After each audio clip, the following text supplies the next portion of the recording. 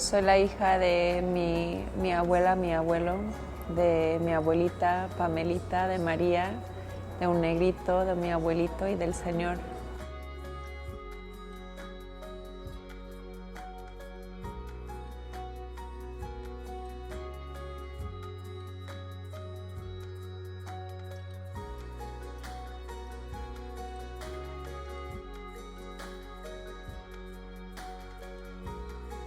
I'm Lady Midnight, and I believe in the power of art.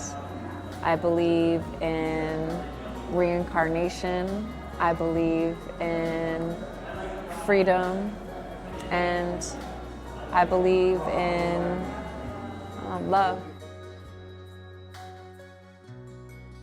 I'm from the west side. I'm from the west side of St. Paul,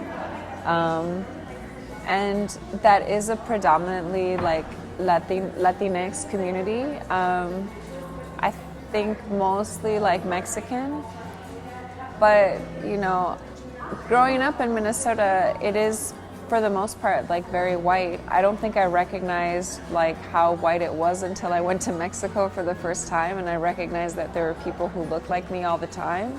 That was like pretty huge in my identity, just recognizing that like sometimes we have to fit into, you can feel like you have to survive and fit in and make yourself like almost like everyone else.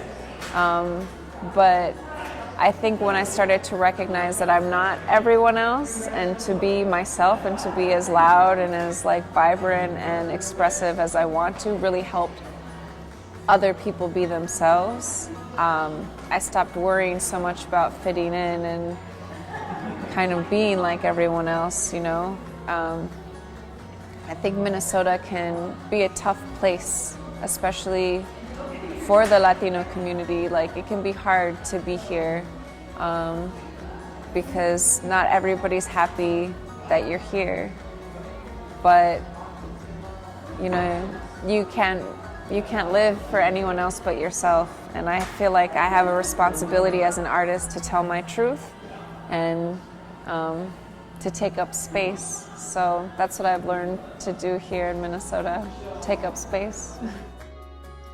You can't define cultures in the same way that maybe like our parents did in some ways. I mean, I do believe in the term Latinx because I feel like it's more inclusive of a complex narrative. You know, we're not just one thing, and I think that can even be broken down in gender, and it can be, you know, broken down in lots of different ways. But I think that recognizing that our narratives are complex, they're not just one thing. It's not just a term like Hispanic that can be like lumped together in order to make like a simpler check on a box, you know, for like a census.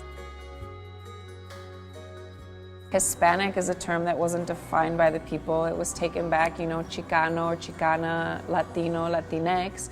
These kind of like reclamations or even like refining what that definition means. Like, it's important because we need to be represented, but also those labels still serve to kind of like keep us apart and keep us boxed in. So I do feel like my generation and younger generations, they don't really subscribe to those labels, which is why it's becoming like more inclusive, that you hear like the X, right? Like in different ways, because that isn't all inclusive of like all the different like identities and binaries that we exist in. It's not, everything isn't one or the other, you know, there's a whole spectrum, and our indigenous people understood these things, but it's a kind of colonial way of looking at things that breaks it from these opposites.